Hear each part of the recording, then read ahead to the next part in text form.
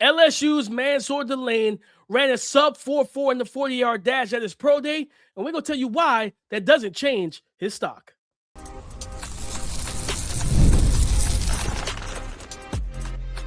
You are Locked On NFL Draft, your daily podcast covering the NFL Draft. Part of the Locked On Podcast Network, your team every day. Welcome back to the Locked On NFL Draft Podcast. I'm Damian, Parson. That is Keith Sanchez. And on today's episode, we're going to talk about pro days, talk about some prospects that had their pro day. Did they help themselves? Did they hurt themselves? And a guy that decided not to test or do anything seems like he might know something that we don't. Let's get into it, Keith, starting with Mansoor Delane, cornerback in your neck of the woods at your alma mater, the LSU Tigers. The LSU. There we go, DP. The LSU Tigers. The Louisiana State University. So Mansoor Delane, Keith, went and, one of the things we talked about, right, was the top end speed, the recovery speed. Does he have it? Because at times, like you watch him against like Casey Concepcion, when Casey got vertical and hit top speed, it stressed Mansoor a little bit. On film and things like that. He wasn't stressed a lot during the season because Casey Concepcion is just when healthy, he's a different athlete, in terms of verticality and speed and everything else. Change of direction, all of that, right? He had Leonard Moore, who we'll be talking about in the summer when we do summer profiles and everything like that from Notre Dame. He stressed him. Casey Concepcion is one of the best receivers in his class. What Mansoor Delane, when he ran a sub 4.4 in the 4.3s, when he doing that, Keith, does that answer the question for you and Doug? Because remember, we talked about, maybe he's not a top 10 pick. Does that make him running a sub 4.4? Tape is great, good coverage, man zone, all of that. Does that put him in for the top 10 territory? Oh, DP, great question, because you immediately put me on a hot seat there. Is he a top 10 pick for me? I don't think so, because I think we're going to have trouble finding a for sure team that's going to draft corner over whatever other position in the top 10. But I do think it stamps him as a prospect, obviously first round prospect, right? But I can see him definitely going in the top half. So I'm talking 16, 17 and above, right? I just think right past 10 DP is where we get that threshold for a lot of teams wanting to take corners, right? Because, you still, obviously the Raiders are X'd out. You got offensive tackle you got to throw in there. You got wide receivers that teams are going to want, right? Edge rushers, the Sonny Styles, Orville Reese's, David Bailey's. I just think it's going to be tough to crack that top 10. But I think right outside of the top 10 is where we can see the first corner. I think that him testing at that level put it to where teams are going to feel really comfortable taking him in the top half of the draft. I think previous of him running a 40, I think if we seen Mansoor Delane go at 20, we wouldn't be surprised. And we seen, you get what I'm saying? Like it would have been like, okay, yeah, I could see him going at 20. If you went 22, I can understand why, right? Like you can make the conversation for it. I think now him checking that box of like, yes, I'm an elite athlete. I think he only gave up, is it less than 150 yards receiving the entire right. I think only 14 completions allowed or something crazy like that. Yeah, like he was locked down. He was locked down. So I definitely think NFL teams are going to feel comfortable inside the top 16, the top half of the draft to take him. And I think he placed himself there, which is a really good situation, right? Like just the fact, being a top 5 corner. And even the player that I comped him to, I said I could see similar things with Tre'Davious White, right? I think Tre'Davious went pick 27 or something like that in the NFL draft. He was a late draft, so obviously that doesn't always necessarily project to you playing at a high level. So I think Mansoor should be comfortable with that slot. No, 100%. Now, I think, like you said, outside the top 10, it is hard to find a team in the top 10 that's going to draft. That's the most difficult. I think it's a team. Like, you shoot, which one, Yeah, who has the biggest need truly at corner to say, well, if Ruben Bain's on the board, if David Bailey has slipped down the board a little bit, like, who's going to really pull the trigger? I could, like, the Saints are the team in the top 10 that might be one, losing Alontae Taylor. You know what I mean? And he was a big part of that secondary. Just a very underrated overall corner and DB in the NFL. He's a lot more talented than what I think gets discussed, and it's obviously it's been bad, right? Yeah, well, yeah, that's true. So like I think he's a guy that you look at and like, man, that loss is major, and it's like, well, could we potentially see a chance where he goes there? Like, you know what I mean? At what they have pick, I think it's 8 and then and Kansas City's at 9. Or I think Cincinnati's the last one. Cincinnati, but that's again, it's like, hey, do you take the corner if Ruben Bain has slipped down to 10 and knowing that that's why I had him in my mock draft, DP. I think I had Ruben Bain go to the Cincinnati Bengals just because you kind of just lost Trey Henderson, right? So like we got to figure something out here. Like Shamar, and I think that allows you to figure out that it gives your defensive coordinator a lot of things to move around, a lot of moving pieces and parts and talented guys, where Miles Murphy, who he drafted a couple years ago, round 1, he started playing more, I believe, in 2025. You drafted Shamar Stewart last year, right? Out of Texas A&M. Got to figure that part out. I think he's probably a guy that, honestly, he might be better off reducing down into that 3 tech on third downs and let him rush against guard. And you put him beside Ruben Bain and Miles Murphy, and you really be able to get after Lamar or Deshaun or Shador, whoever's in Cleveland. And I think Aaron Rodgers will be the starting quarterback in Pittsburgh this year. So I think that's a situation where the fit, it's not that he's not a top 10 player or talent, more so the fit. You know what I mean? We're going to get a running back. We're going to get one quarterback. We might get a receiver. I could see a tackle coming off the board in the top 10. It's going to be difficult, right? Rushers, edge rushers are absolutely going to probably dominate the top 10 once you pair it like Arvell Reese, David Bailey, Ruben Bain, things like that. Keith, Carnell Tate, man, he didn't run the 40. He stuck with his 4.51. I think it was a 4.53, whatever it was at the combine. He stuck with that. He ran routes, and I mean his A trait looked like his A trait. He was smooth. He was crisp. He was sudden as a route runner, Keith. And we talked about it on yesterday's show when we did our mock. You had him going top 10. You had 2 receivers in your top 10. That was Jordan Tyson at 5 to the Giants. And then you had Carnell Tate going 7 to the Washington Commanders, Keith. When you look at Carnell Tate overall, number one, should he have run the 40 again? More favorable spot. You're at home on your practice turf. Maybe you hit 4.4s and make people forget that you whatever the time was at the combine. Should he have ran the 40?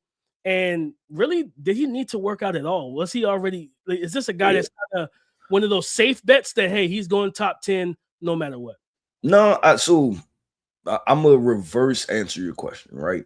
Did he need to work out at all? I'm gonna say yes, and the reason why is that post the 40-yard dash time at the combine, he needed to get NFL talent evaluators to go to the old phrase, keep the main thing the main thing, right? And watch me run routes and watch how I, may stop on a dime, watch my catch radius, watch how smooth and fluid I am, right? Remember that part of my game. So I think he needs to do that. In order, if he needed to run another 40-yard dash, I'm fine with him skipping it, DP, just because the 4.5 is about what was on film, right? You probably feel the same way. And 2, if you were going to create more conversation about it, then kind of just leave it alone, right? If it was going to be if you wasn't going to run a 4.4 flat, and you was going to run another 4.47, 4.48, and then there was one scout that had you timed at a 4.51 again, and it's like, just leave it alone, move on, right? Move on to the next step. So I didn't mind if you had to reverse it, DP. I think the only conversation would have been, how about not run at the combine? Let's run favorably at the pro day, right? And this is obviously speaking from if you're trying to, get leverage, right? If you're the prospect or the agent, whatever it may be, maybe that part. But for Carnell Tate, I'm glad he ran an NFL combine as a talent evaluator because I want the most accurate time, right? So I think it was good that he did the field drills, to be able to showcase what he can do. I just thank DP and I think you're probably at this spot too. It's just simply about he is who he is, right? And let's figure out what's the proper spot and what's the proper expectation for him. I think to me that's the bigger thing. Yeah, I'm the same way. I know there was a lot of discourse. People were talking about, I think he ran like a deep end cut and people were kind of overanalyzing. I'm like, guys, this is a great route. Like, he's fine. You know what I mean? He's breaking, he's sudden, he's smooth out of his breaks. You know what I mean? It's just, I expect him to dominate on field workouts and routes and drills like that with no DBs. Like, he's going to look his best in that situation. So he did what he needed to do. And I agree with you. Keep the main thing. Because if you do run the 40 and you don't run the time that you want, or some scouts, hey, it may be the scout that has a slow thumb, right? You know what I'm saying? He gets you at 4.51. Everybody else got you at 4.45. And it was like, man, that's a you problem. Yeah, Like, and he but texts one of those media people and they tweet they it put out that and out, and it's back like, a well, conversation. Then it's like, he ran a man, well, 4.5 again. you even ran a slow 40 at Ohio State. And that's supposed to be like, so it's good. Just skip it. You did it. Just you ran at the combine, leave it alone. I do agree with you though. It should have been reversed. It should have been, hey, I'll do the field drills at the combine, right? I'll do that. And maybe I'll do it again and showcase Julian saying and let scouts see what he can do and stuff like that at my pro day. But I'm gonna run it at my pro day on the track that I know I can move my fastest and I'm more comfortable with. And then Keith, as we both know, some schools, it's not always a 40. Some of them is 39 and a half, 39. The scouts aren't out there counting it, you know what I mean? So they don't know. They're like, oh yeah, they're eyeballing. Yeah, it looks 40. It's about 39 and a quarter. You know what I mean? So it's like, yeah, shave off a little bit of time. Well, DP, let's do this, man. Coming up next, we're gonna talk two Malachis. You put two Malachis in one segment, DP. You tried to twist me up there, man. I thought my eyes were playing tricks on me. We're gonna talk about Malachi Fields, wide receiver from Notre Dame, and then we're gonna talk Malachi Lawrence, edge rusher from UCF. I'm sorry, and I think they rivals too. The fan base will be mad with me. UCF. I apologize about that. We're gonna discuss both Malachis coming up next. What if sports were traded like markets? Now you can put your sports IQ to work in real time with Robinhood prediction markets. It's not just you against the house, it's you participating in a live market. You can buy or sell your positions live all game long. Use your sports knowledge in the moments that matter. Robinhood prediction markets changes the game. It's people moving the action, so when momentum shifts, you can move with it. I always knew the game, but never had a dynamic way to apply that knowledge. And now I can actually take part live in a market powered by people. You're no longer just a spectator. Play by play, you decide. So trade every play with Robinhood. Now available across the U.S. Download the Robinhood app now to begin. Futures and cleared swaps trading involves significant risk and is not appropriate for everyone. Event contracts are offered by Robinhood Derivatives, LLC, a registered futures commission merchant and swap firm.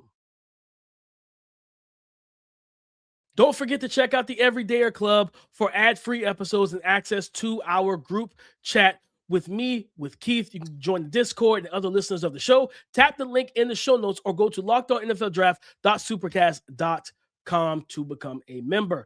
Malachi Fields, Keith, he went to his pro day.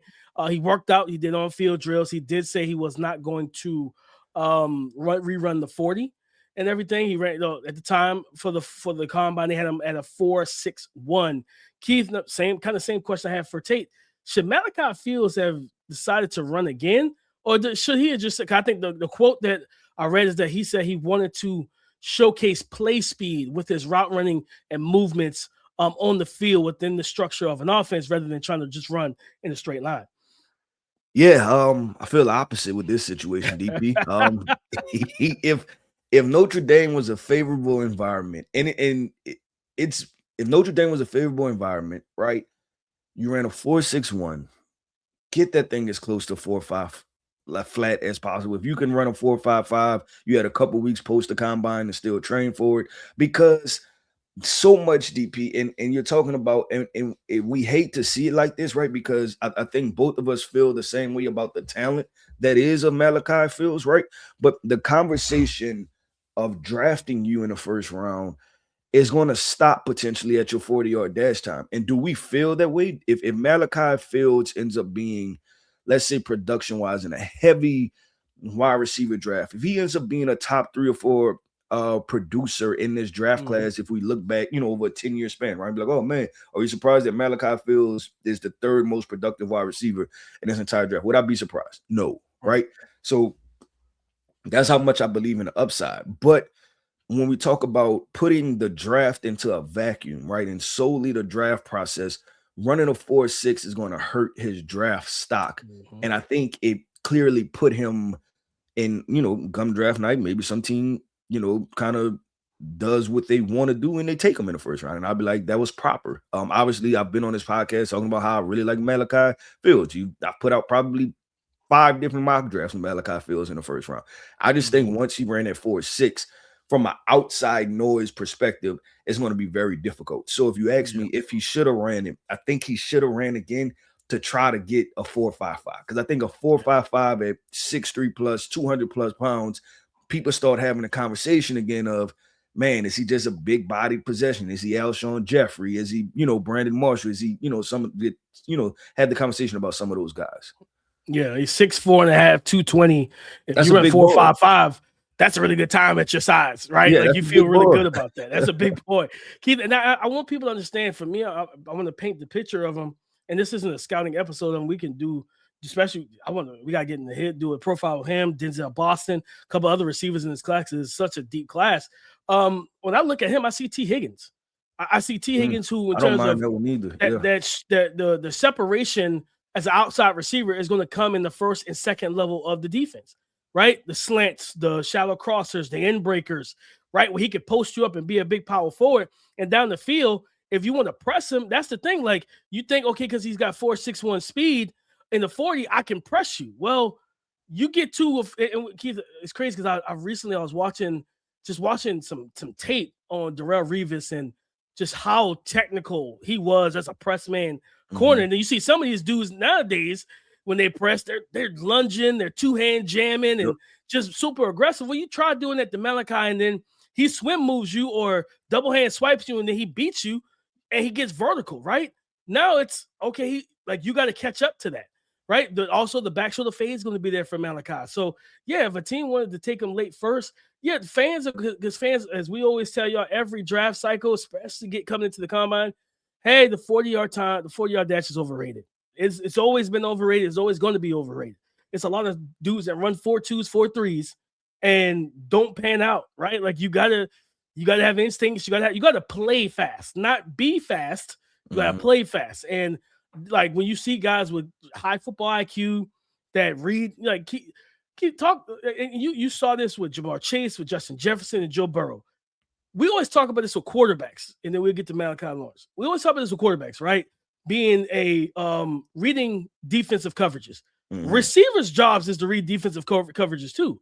Yeah. Like, you know what I mean? Because it's like, okay, they're coming out with press man, but actually this is cover 2. You know what I mean? Yeah. And you got to be able to read the change quickly to adjust your routes. You got side adjustment routes and different things like that. If you're running option routes, you need to know, you need to be on the same page with your quarterback. That's why Tom Brady, Julian Edelman, Danny Amendola, all those slot receivers, they were headaches on option routes because they all saw the game the same way Brady did. All right, if that linebacker sits, I'm hitting the out route. If he drifts over into the overhang, I'm working inside on the slant or on the end break, a short end cut. So I think I'm fine with Malachi Fields. I think he's a quick route runner. I think he's a quick winner for his size, and then he's got the strength and physicality and frame to be able to body guys. So I want fans to know, yeah, he ran the 4.61. Please don't think that this dude can't come in and really help your football team as an X receiver, because he absolutely could. I agree 100% with DP. Let's roll through Malachi Lawrence real quick, because I know you want to get a couple takes off, so I'm going to pass it right back to you again. Malachi Lawrence didn't do a thing at his pro day. He was out there. Malachi Lawrence said, I did everything I needed to do at the combine, guys. This young man said, you know what? I'm good. There was a picture of someone, like one of his teammates who was working out and everything. He's out there shirtless in his shorts and sweating, and he's busting his butt, showcasing to the team what he can do. And Malachi Lawrence is out there with the, I think, UCF shirt on, one of the kind of button-up shirts or whatever, workout shirts, shorts on, sneakers, just chilling. Keith, I was like, do you know something we don't, Malachi? You know what I mean? You know something we don't, brother? 6'4", 253, almost 34-inch arms. He ran a 4.52. He had a 40-inch vert. He's not 97. Listen, guys, for his position, 95th percentile in the 40, 96th percentile in the vertical jump, and 97th percentile in the broad jump. You know what I mean? Even his 10-yard split was 87th percentile. So, Keith, when you think about the fact he didn't test, didn't work, didn't do any field drills, did Malachi Lawrence kind of tip the hand that, hey, I heard I'm going round 1, and there's nothing else I need to show? DP, very interesting conversation, and when we get a little bit closer to the draft, right, because we're almost there, I think we should have a big probably conversation about these, I guess, the talent that is versus the talent that we're pushing, right? Mhm. And what I mean with Malachi Lawrence, I mean, DP, you just read off all the numbers, right? So I wouldn't do Freakish. anything. Right. DP, you may have a hard time with me showing up to work, right? If I test in a 95 percentile of anything. And so we talk about freak athletes and usually how that gets you pushed up the board. Well, here's a freak athlete, exhibit A, right? Shouldn't he move up the draft board? And it's not like he Right. doesn't have the production. He has the college production on top of that. So will he be a first rounder? I'm not 100% sure, but I think because when I do mock drafts, DP, and it's a couple names that constantly come to mind to me, and I'm like, okay, I don't see other people placing them there. It's like it's block, like it's him. It's Derek Moore, right? It's some of these guys that I feel like have a true 3-4 outside linebackers that have versatility, that are now proven good athletes, that the film is good, that it's like, this is back in the first round no matter what, Yeah. right? But it seems as though the narrative and conversation is not slated there. So for Malachi Lawrence, DP, if I had to be true, and I'm talking about draft prospects, right? If I had to be true to the terminology, yes, he should be a top 32 guy. Like when you talk about those measurables, plus the film, plus the athleticism, yeah, that screams top 32 prospect. NFL, they've taken worse, right? They've taken worse projects in the first round. They've taken worse in the top 10, right? So I'm right there with it. And I think, is it a knock on me that he didn't do anything for Pro Day? Nope. He did everything at the combine. All the testing, like what? No, I go field from drills, 40, all of it. Yeah, to 41. Like, is that gonna make you draft me any higher, right? Instead of running a 4.52 at 250 pounds, I run a 4.51. Like, like he did everything he needed to do, showcase his movement skills. So I'm all good with him. I actually appreciate it. I enjoy it, and he's a guy that I'm definitely going to be paying attention to. As we wind down this we got less than a month, DP. I hope you tape your ankles, baby. We got less than a month to rock and roll. But let's do this, man. Let's go down to Alabama, right? Tuscaloosa. Let's have some fun. Let's discuss a name that has been discussed a lot, and it hasn't been because of him, right? It's been people discussing him, and that's Alabama's quarterback, Ty Simpson. Let's have this conversation centered around his pro day. Let's talk about that coming up next.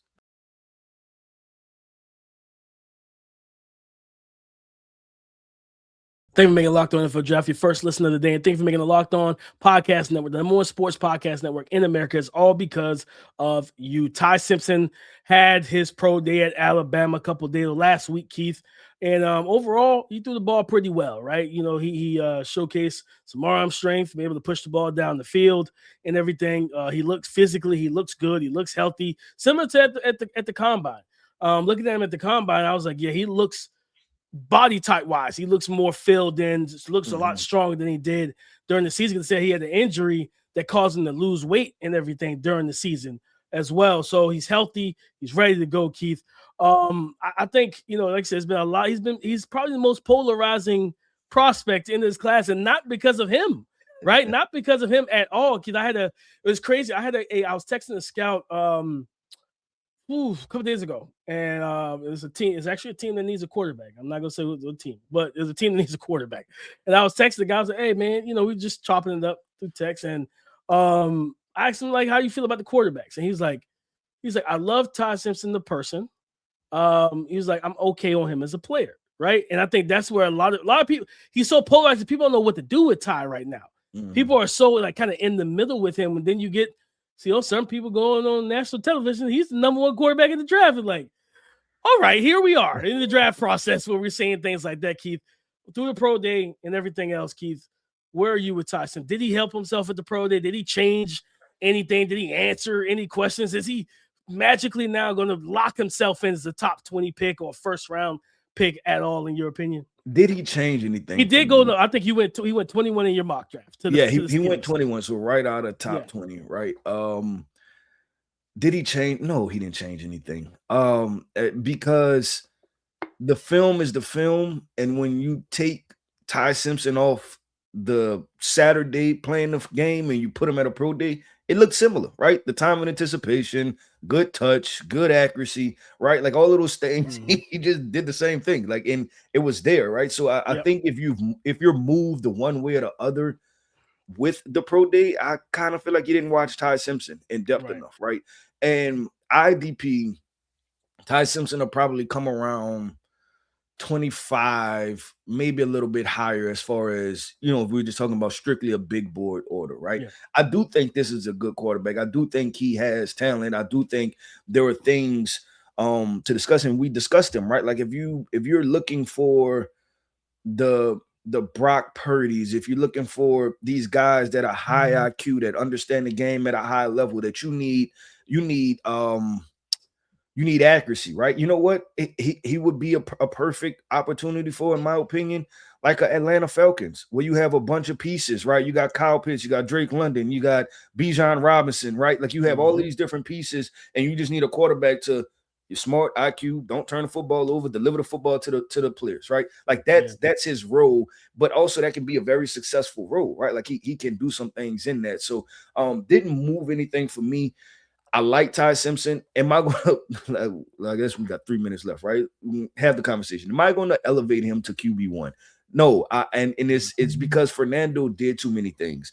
The conversation, I thought, where it went left was it shouldn't have been about that Fernando didn't do anything. It should have been about Ty Simpson didn't have enough, right? Like that's what should have got stated. It was like, oh, well, Indiana had better wide receivers. Indiana had a better, you know what I'm saying, like run game. Indiana had a better this situation. It shouldn't have been that Fernando didn't do anything. I think that's where I'm gonna just say he lost me in that conversation. So I look at it and I say, Ty, I'm if he goes in the first round, I wouldn't be surprised. Like if you ask me, we seen Jackson Dart go in the first round, like just based off of that, I would have Ty Simpson ranked above Jackson Dart coming out of college, because even just purely throwing the football, I seen more from Ty Simpson to showcase that he had a more in-depth understanding of the game, anticipating windows and things like that. Yeah, I think with him, the one area, and I think I talked about, like the anticipation is like always was hit and miss at times with him. But when he anticipates, when he's on, when he gets into a groove, this dude can cook. He can cook. He can cook. And I think once he gets like that, to me, even because I had a back and forth on Twitter with someone from CBS Sports, used to play in the league, and he was I was like, I talked about because I've watched the film. The one of the biggest concerns with Ty was his deep ball placement. Like his deep ball wasn't always right where it needed to be. And Ryan Williams, I think, ran a post pattern, I believe it was, and the ball ends up he's going from the left sideline or left hash to the right, across the middle. Ball's on the outside, the left shoulder outside. And I'm like, Ty, like he's running like a post. Like this ball needs to hit him in stride. He just boom, pitch and catch. No, the ball travels, and it's almost like he threw it in a straight line, just up the seam, upfield. And I'm like, that's what it was. And like the conversation was, well, I'm not putting that on Ty because Ryan Williams didn't adjust properly to the ball. I'm like, dude, it is a pro day with no defense. He shouldn't have to adjust to many passes because you're in a dome. There's no weather. Just put the ball out in front. He was like, right. Oh, he threw it out. He threw it early. I'm like, see, this is the problem I have with trying to anticipate, or not anticipate, but throwing deep ball passes super early and just hoping your guy runs underneath it. And like, no, put it where it needs to be. So I'm like, but that showed up on tape too. Like his deep ball, when teams started forcing him into the deep ball. I think I did a bonus pod last week, Keith. I talked about him and Fernando. To me, Ty Simpson, I like to use basketball. Ty Simpson is that kind of, he's a pocket passer with plus level athleticism. Where he wins is in the middle of the field. He's the midi guy, the mid-range jumper, right? That old school game. That mid-range is money. When you start playing that, if you're playing man coverage or whatever, and hey, I get that screen, I get to set my feet, I'm hitting that mid-range all day long. The DeMar DeRozans, the D Wades, like that, with those specialists where they just absolutely killed Rip Hamilton, former Detroit Piston, like killed it in the mid-range. But what happens when we go to 2-3 zone and we force you to take the 3 ball? Well, that's not really my game, right? Like now I can't get to the mid-range. And when you saw that this past season, when teams took away the mid-range or the middle of the field from Ty, you saw him struggle to connect accurately down the field. I think it's something that he can get better. I think it's just more time on task, right? Because I feel like his placement is all over the place, a little scatter shot at times. Yeah. I think he'll be fine with more reps, but Yeah, I'm with you. I don't think he changed anything. Do I think he's going to be a first-round pick? I do. I do. I think he's going to be a first-round pick. Where? I can't tell you. You know what I mean? I just believe he's going to be a first-round pick. Could it be 16 to the Jets? Again, it might be. Aaron Glenn is fighting for his job. So he might draft that quarterback at 16 and throw caution to the wind and say, by week 8 or 10, you're getting in.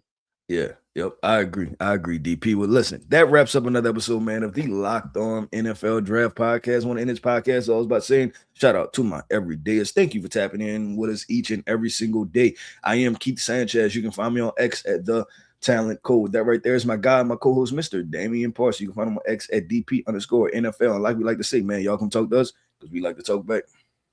Go subscribe and follow for free on YouTube, wherever you listen to podcasts, to get the latest episode as soon as it is available. On tomorrow's show, guys, we're going to break down Washington wide receiver 6'4", 200-plus pound Denzel Boston. Let's break him down on tomorrow's show. And then, guys, later on this week, I believe either Thursday or Friday, we're going to drop our top 50 big board on here on the podcast. We're going to talk through that and where players are placed right now after Pro Day season, all of that later on this week. So come join the conversation again tomorrow on the Locked On Podcast Network, your team every day.